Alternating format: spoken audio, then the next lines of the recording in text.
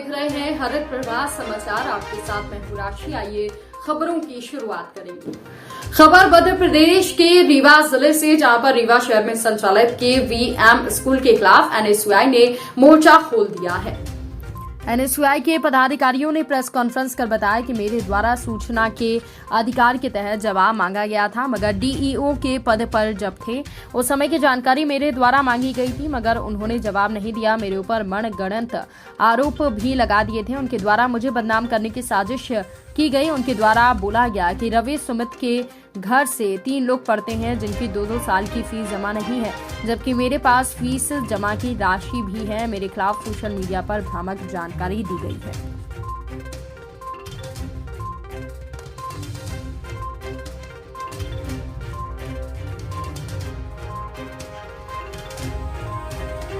आज की जो प्रेस वार्ता है वो KVM कॉन्वेंट स्कूल के संचालक स्वतंत्र सिंह जी के द्वारा जो मेरे ऊपर सोशल मीडिया के माध्यम और इलेक्ट्रॉनिक माध्यम के माध्यम से मैंने जो देखा, जो मेरे ऊपर आरोप लगाए गए हैं, उसके खिलाफ और उसको सच्चाई से अवगत कराने के लिए मैंने आज ये प्रेस वार्ता की है। एक कहावत है कि जो चोर होता है वो दूसरों को भी अपनी जैसा ही समझता है। स्वतंत्र सिंह जी का इतिहास आप लोगों को जानने की जरूरत है। स्वतंत्र सिंह जी शिक्षा घोटाला में 3 साल की उनको सजा हुई थी। BO के पद में थे और उन्होंने शिक्षा जगत का इतना बड़ा घोटाला किया था कि उनको टर्मिनेट कर दिया गया था शिक्षा विभाग से। उसके बाद वो प्राइवेट एक स्कूल खोले हैं और उस पे अब उनका शिक्षा घोटाले से पेट नहीं भरा, तब वो प्राइवेट स्कूल खोल करके जो बच्चे पढ़ते हैं, गरीब या मध्यम वर्ग के परिवार के बच्चे, उनसे जबरन फीस वसूली करके उससे अपना वसूली का अड्डा बनाए हुए हैं। शिक्षा के पवित्र मंदिर को वसूली का अड्डा बनाए हुए हैं।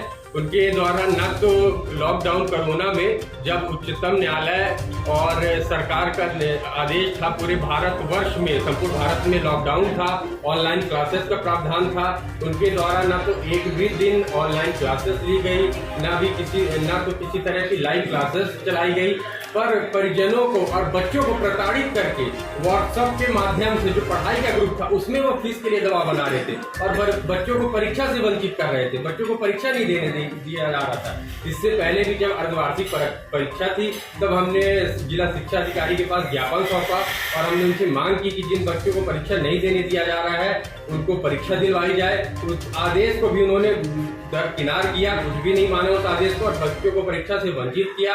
फिर उसके बाद जब प्री बोर्ड परीक्षा का आदेश हुआ, प्री बोर्ड परीक्षा की अपने आप नोट शीट और क्वेश्चन पेपर लेके छात्र प्री बोर्ड परीक्षा दें, उसमें भी उनको परीक्षा से वंचित किया गया। उन्होंने व्हाट्सएप के माध्यम से सिर्फ यही भेजा कि फीस दे, नहीं परीक्षा नहीं देने दिया जाएगा। ये देखिए ये ग्रुप में जो उन्होंने क्लास के ग्रुप में भेजा है कि फीस जमा करें वरना परीक्षा नहीं दिया जाना जाएगा।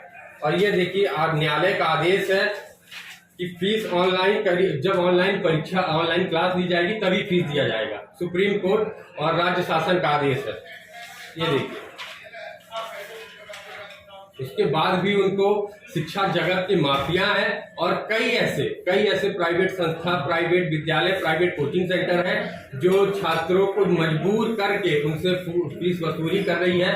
अब NSUI लगातार छात्र हित की लड़ाई लड़ रही है और आगे भी लड़ती रहेगी।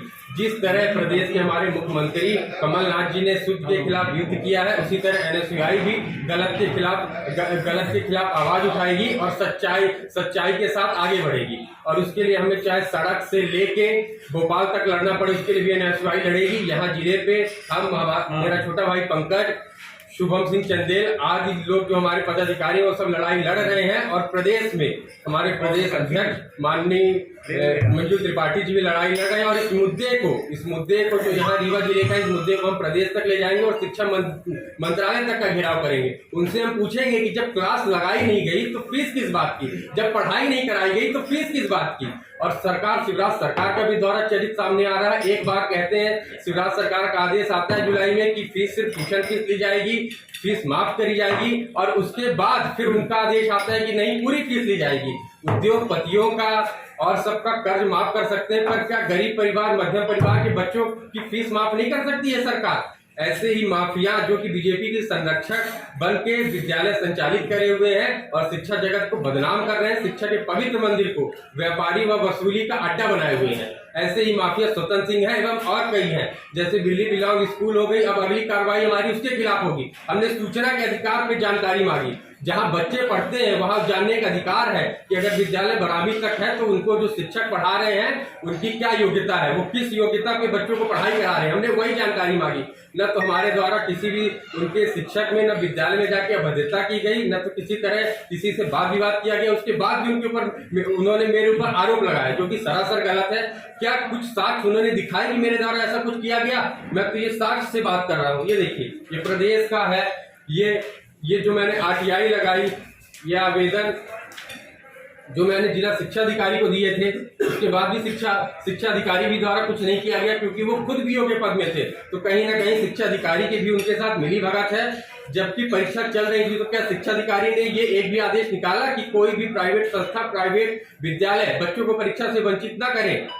कोरोना काल में सभी अभिभावकों का, सभी का कारोबार पूर्ण रूप से बंद हुआ, पर क्या ऐसा हमारे भारत देश के कहीं भी हुआ है कि अगर कोई भी अभिभावक परीक्षा नहीं दे पा रहे तो उनको फीस से, उनके बच्चे को फीस और परीक्षा से वंचित किया जाए? स्वतंत्र सिंह जैसे माफिया जब तक ऐसे शिक्षा घोटाले में जो सजा काट चुके हैं और शिक्षा जगत में है, तब तक ऐसे कारनामे होते रहेंगे। इसलिए हम मांग करते हैं कि ऐसे शिक्षा के माफियों के खिलाफ कड़ी से कड़ी कार्रवाई करें और उनके विद्यालय की मान्यता रद्द की जाए, क्योंकि किसी भी विद्यालय को कहीं भी बच्चों को परीक्षा से वंचित करने का अधिकार नहीं है। न तो सुप्रीम कोर्ट का है, न मध्य प्रदेश शासन का है, न राज्य शिक्षा केंद्र का है, न शिक्षा मंत्रालय का है। उसकी ऐसे कितने लोग हैं जो ये कहेंगे कि क्लास नहीं ली गई और पैसा लिया जा रहा है? हम आपको ये दिखा रहे हैं, ये व्हाट्सएप पे, ये देख लीजिए, आप व्हाट्सएप पे देख लीजिए कि ये पढ़ाई का ग्रुप है। उन्होंने ये सीधा सीधा भेजा हुआ है कि फीस नहीं जमा किए तो हम परीक्षा नहीं देने देंगे। देख लीजिए आप ये।